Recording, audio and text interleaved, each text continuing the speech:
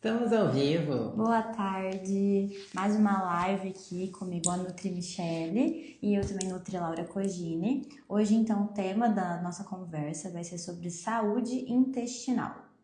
Mas antes de começar, a gente tem um recado muito importante. Principalmente para você que já é aluno, para você que ainda não conhece a unidade All Fitness Ribeirão Preto, neste sábado, dia 26 de abril, estaremos com um evento super especial para você vir conhecer e aproveitar também no seu pós-aula. Mas o que vai ter? Degustação da Campo de Ervas, com as opções que eles vão trazer. Então, venha conferir no sábado, período da manhã.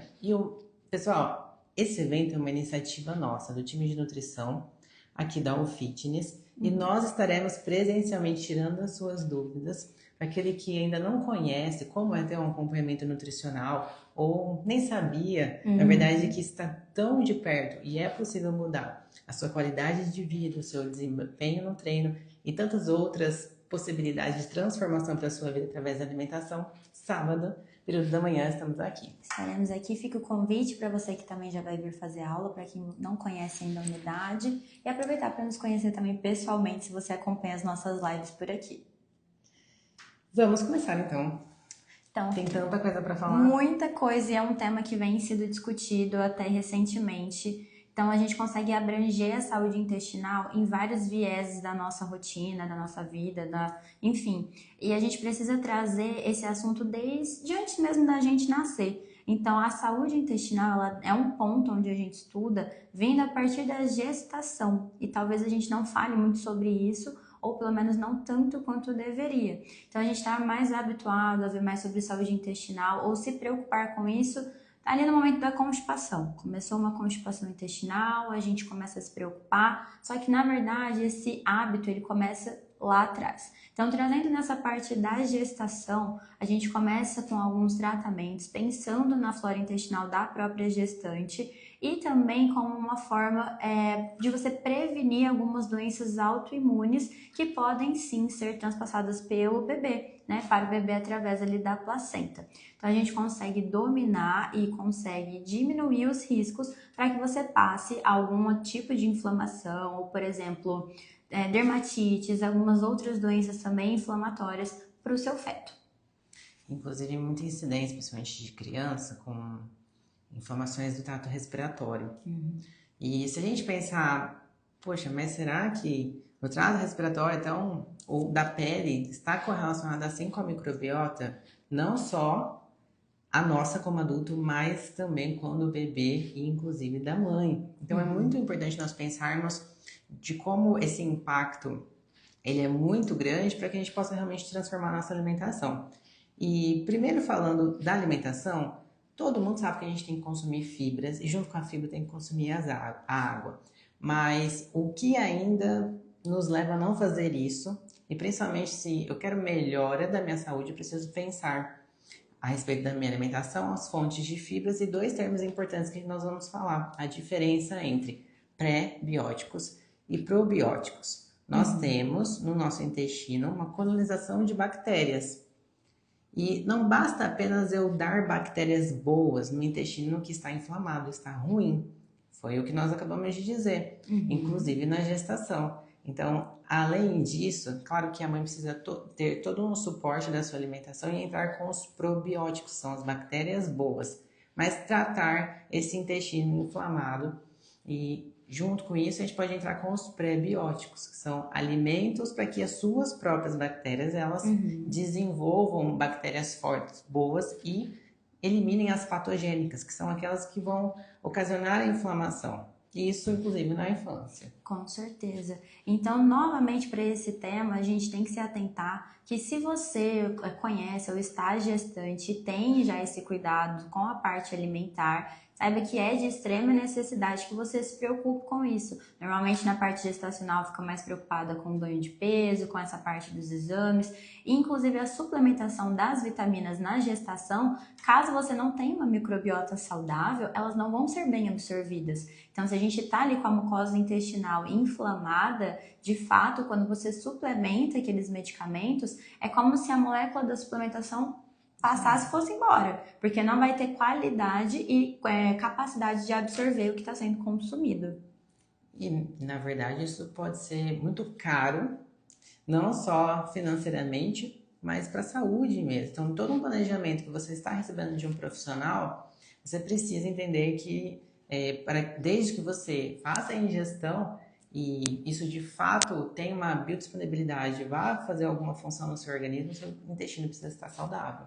E aí a gente passa para outro ciclo. Então, nascemos ali, saímos. A parte do tipo de parto que você teve ou que essa gestante vai oferecer também interfere na qualidade da microbiota intestinal daquela criança. Então, sendo o parto normal, a gente tem contato primeiro ali de primeira mão com mais ativos na parte dos micróbios, né? Então, a gente consegue ter mais anticorpos naquele tipo de parto. Já quando a gente vem de um parto de cesárea, a gente tem menos contato. Então, até pensando no procedimento mesmo desses dois processos. Em um, a gente tem contato ali com aquela mucosa vaginal, no outro não. É uma cirurgia, tudo muito esterilizado, muito bem cuidado. Esses dois tipos de processos já interferem na microbiota intestinal da criança. E partindo ali desse próximo processo, a amamentação. Então, caso a mãe siga fazendo aquela suplementação com os probióticos, também será passada ali para o feto, para ter também aquele contato de uma maturação da parte intestinal da criança, para que ela também venha com um crescimento mais adequado, uma absorção diferente. Então a gente tem ali aquela criança que tudo quer pôr na boca, pega tudo na mão, leva tudo para o olho, e tudo isso a gente precisa colocar numa qualidade para que ela tenha essa desenvoltura e não fique sempre doente. As doenças elas vão acontecer, mas a gente consegue prevenir e minimizar esses riscos também. São os excessos, né? Não é deixar a criança numa bolha, também não deixar a criança à vontade. Então, existe sim uma exposição e isso precisa ser bem planejado, inclusive com a alimentação. São programações que nós fazemos através da alimentação de como a nossa microbiota ela vai se desenvolver. A nossa microbiota ela se refaz o tempo todo dependendo do tipo de alimentação que nós escolhemos. Então, como falamos, uma importância a respeito da gestação, da parte da infância e também da adolescência. Então, ao longo da vida, nós precisamos ter essa atenção especial com o nosso intestino. E adolescente, e como já falamos, associação com pele, lembramos de acne.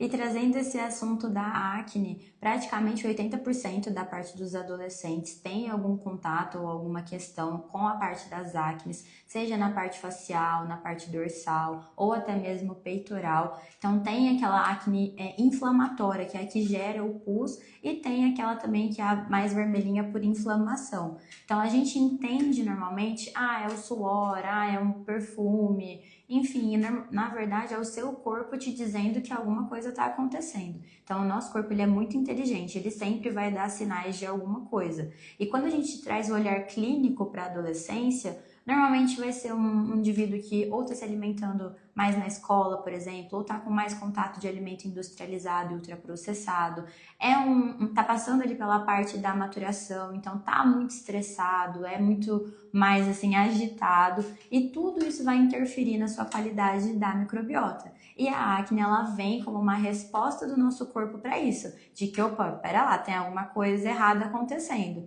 E aí a gente entra com um tratamento também para essa faixa etária. Pode ser ali que seja um pouco mais dificultoso pela aderência do indivíduo, mas a gente consegue trazer de uma forma mais imperceptível. Então ali imitando um pouco uma aveia, misturando num suco, no iogurte e de fato fazendo ser mais fácil de consumir e tratando esse sintoma de dentro para fora. E lembrando que a adolescência já é uma fase em que os hábitos da criança já foram formados. Então, nós precisamos pensar na base. E a criança, ela vai fazer o que ela vê o pai fazendo. Dentro de casa, os pais, os cuidadores responsáveis dos hábitos alimentares que foram formados. Não é por imposição, por estímulo e por educação nutricional. E quando a gente fala dessa parte do intestino, ainda é muito comum a gente, hoje as minhas fezes não estão na consistência adequada. Amanhã melhora. E isso acontece com frequência, ou não estou indo com frequência ao banheiro, e isso se torna comum, se torna normal, inclusive na adolescência. Mulheres, principalmente adolescentes, têm constipação constante. E isso é uma preocupação, de fato, porque não só estético a respeito do estufamento, mas de humor, principalmente, da acne, que é sinal de que existe uma inflamação maior, de que esse intestino ele pode estar com uma hiperpermeabilidade, as células estão mais separadas entre si, aumenta a inflamação e, de fato, tem uma disbiose. Ou seja, disbiose é que não está no equilíbrio adequado daquela microbiota intestinal. E a gente precisa cuidar. A Laurinha falou sobre estratégias práticas que são possíveis, mas vejo que o acesso à informação, por mais que nós temos muito, eu sei que o Instagram, ainda assim outras redes sociais, é possível, mas depende muito do nosso esforço de fazer isso acontecer. Então, se essa live está chegando até você, é importante que você coloque em prática isso, que estamos aqui toda semana, inclusive, com frequência, para que esse conteúdo chegue e seja mais acessível para você. Até aproveitando neste tema, talvez você nunca tenha parado para olhar como que é o seu cocô. Se você já reparou quantos dias você vai ao banheiro, quando que você não vai, quando que vai. Se, por exemplo, aos finais de semana você fica constipado, ou então depois de um evento você tem alguns episódios de diarreia. Então isso normalmente não é tão olhado, tão perceptível. A gente fala muito de conseguir controlar o consumo de água, ter mais atenção na alimentação, mas a gente também precisa olhar tanto para a nossa cor e a composição do xixi, quanto também para as fezes, elas dizem muito sobre como está o nosso organismo. Então, por exemplo, se você tem ou acha normal não ir ao banheiro sempre, acaba indo 3 vezes, a cada 3 dias, cada 4 dias, tem pacientes que chegou já indo uma vez por semana e acha que isso é normal, apesar de ser comum, não é o ideal. Então a gente está habituado a ouvir isso e acaba achando que isso é o certo, e na verdade não é. Então olha como ele tá, se ele sai, por exemplo, muito ressecado, se você tem muita diarreia, se você, pelo contrário, fica sem ir ao banheiro, tudo isso são sinais que seu corpo tá te dando de que alguma coisa tá errada. Então a gente precisa ter essa atenção e conseguir, a partir disso, controlar nossa ingestão. Até voltando para a nossa faixa etária da adolescência, se já é um indivíduo que não tem os hábitos bem formados, muito provavelmente ele não consome frutas e legumes, ele não vai consumir saladas. Se às vezes consome algum tipo de carboidrato, pode ser que não seja o integral, então com uma baixíssima quantidade de fibras. E se come muito industrializado, ultraprocessado, vem mais ativos da formulação desses alimentos que também são maléficos para a saúde intestinal. Então é um contexto ali inteiro onde tudo vai fazer algum efeito para a sua saúde intestinal e muitas vezes vão passar despercebidos. Então você fica mais estressado, mais irritado, a pele fica numa textura ruim, você não vai ao banheiro, já não toma água direito. Então você vai sofrendo com a sua saúde intestinal desequilibrada sem pensar nela ainda. E a gente precisa quebrar esse ciclo, inclusive para você ou para criança, adolescente que você tem em casa. Leve um nutricionista, faça um plano alimentar especializado, adequado para você, para sua família. Vale a pena investir na alimentação e na sua saúde com orientação de verdade. E senão a gente fica esperando, depois dos 20 anos eu vou fazer algo mais específico, às vezes concilia com uma meta de colocar na academia. Não, na verdade, a saúde intestinal não pode ser negligenciada. Estava pensando aqui, Laurinha, a gente pode fazer um vídeo da escala de Bristol. Sim. E essa escala que nós utilizamos em consultório para identificar como está a consistência das fezes. Então, desde pequenas bolinhas, ressecado, formando grumos, ou ainda assim, um aspecto mais de diarreia, pastoso ou mole, é possível identificar em intensidade e você monitorar isso no seu dia a dia e cada vez que você vai ao banheiro. E se você não está indo com frequência, já é um sinal de alerta de que nós precisamos mudar a sua alimentação e hidratação. Então vamos para a fase adulta. Como nós podemos mudar de fato, não só a alimentação, mas hábitos. Eu quero comentar algo já falando com a Laurinha, até pra gente fazer um conteúdo, porque mulher é assim, ela precisa ter o seu banheiro. E parece que ir no local público é algo que é vergonhoso. Um certo tabu, né? E a gente precisa mudar essa mentalidade para que as coisas funcionem melhor. É claro que, pessoal, nós estamos falando aqui de algo que é comum para todo mundo. Nós precisamos fazer as nossas necessidades fisiológicas e olhar com atenção. Muitas pessoas ainda têm aquela sensação de nojinho, ou ainda assim de mau cheiro. Isso é deboche dentro dos locais que nós estamos. A gente precisa olhar de uma forma atenta e falar isso nas redes sociais também, por quê? Eu até pensei em um conteúdo assim, Laurinho. A gente no banheiro da academia, as mulheres, tipo, comentando, nossa, tá sentindo o cheiro? Enquanto a gente deveria fazer outra reação, falar assim, alguém tá indo no banheiro. Porque principalmente dentro do ciclo assim, feminino, ir ao banheiro já é mais difícil. Quando a gente traz isso para a parte pública, então muitas vezes uma rotina mais corrida, não conseguiu ter aquele momento matinal, ou então tá dividindo o banheiro com o marido, com o filho, sai na correria, pode ser que dê vontade de ir ao banheiro durante o serviço, é o momento onde você se alimentou, tomou um pouquinho de água, ou um estimulante, por exemplo, o café, e vai te dar vontade de ir no banheiro. E se você acabar negando aquela vontade, ou crescendo em você esse sentimento de vergonha, ou de que há algo errado, muitas vezes você não vai naquele dia, porque se a vontade passar, dificilmente você consegue ir em outro momento, e aquilo vai se repetindo. Então, vamos supor que todo dia no seu trabalho dá vontade de ir no banheiro, mas você não consegue por essa sensação, ou esse restringe, né?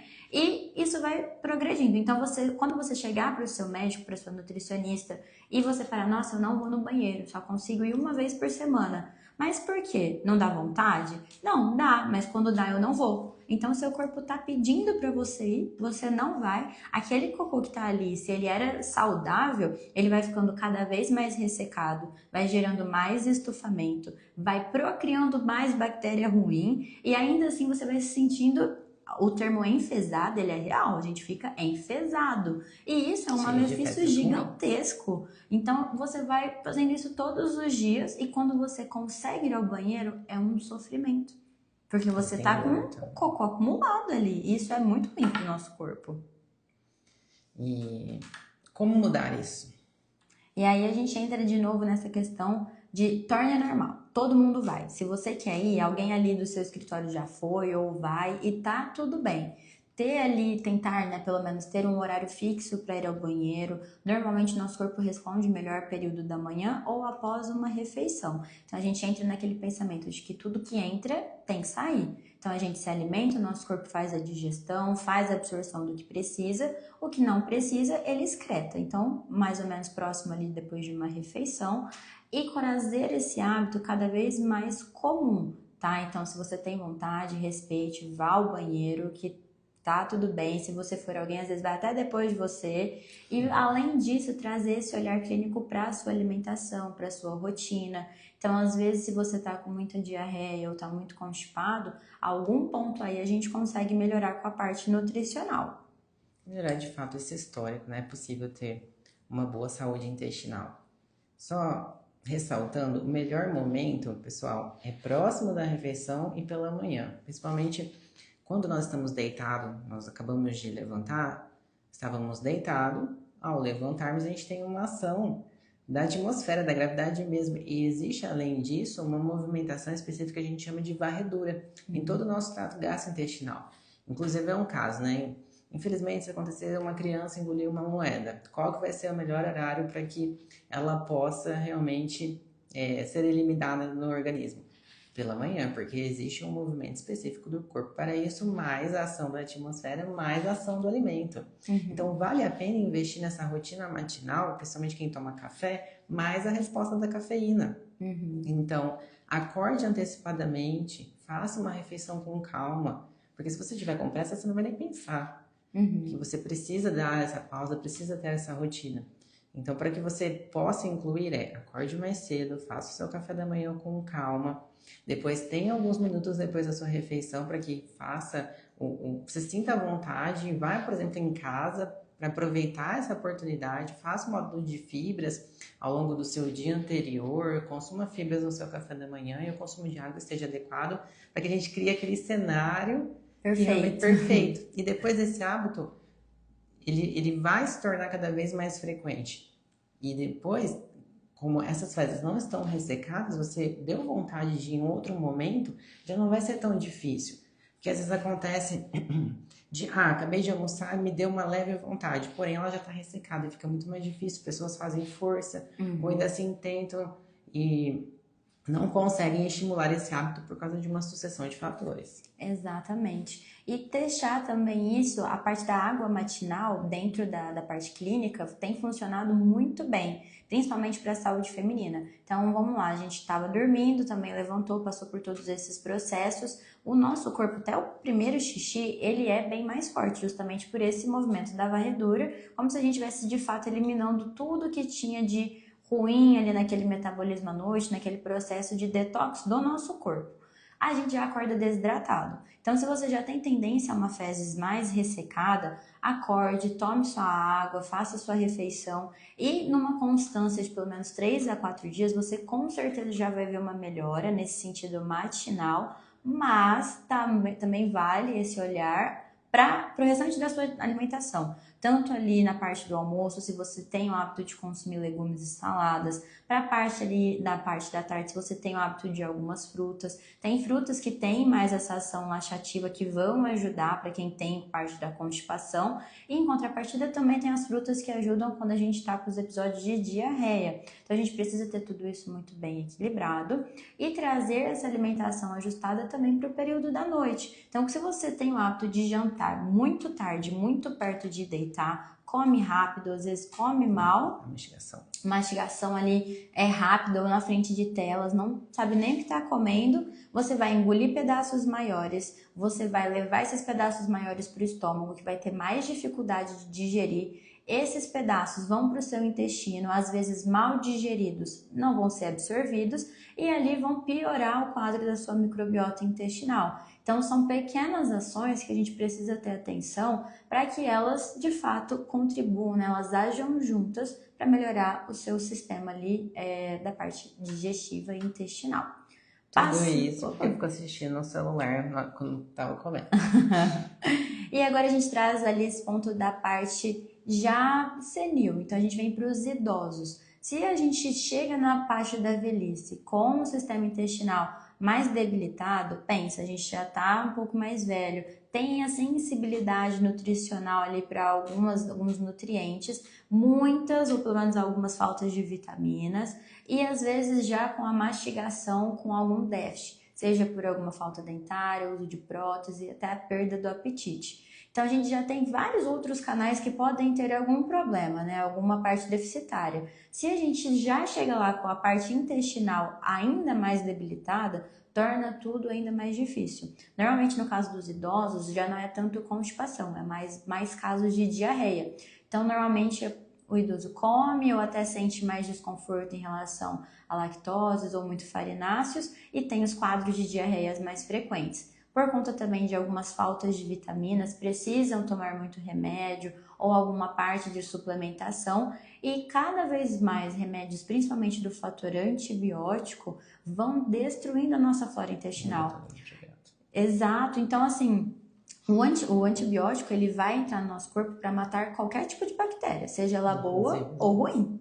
Então, destruiu a flora, levou todas as boas embora. E aí você já não está se alimentando bem, já está se sentindo inchado e estufado, tá com aquele intestino enfesado. E aí você não tem esse cuidado, essa atenção inteira ali, um probiótico, então consumo de fibras, tudo isso vai piorando o seu quadro. E aí, para as duas razões, constipação ou pela diarreia. Na diarreia você não tem absorção de nutrientes, mesmo suplementando, a suplementação ela muitas vezes acaba se esvairindo e a gente não consegue tratar de uma forma eficaz por conta desses quadros recentes e constantes. Então a gente tem que ter esse cuidado maior na parte da velhice, principalmente na alimentação, tudo mais molinho, muito mais pro moído, né, desfiado, mais fácil de ser deglutido e trazendo ali um suporte, né, de uma suplementação também com a parte de fibras para melhorar ainda mais essa saúde intestinal.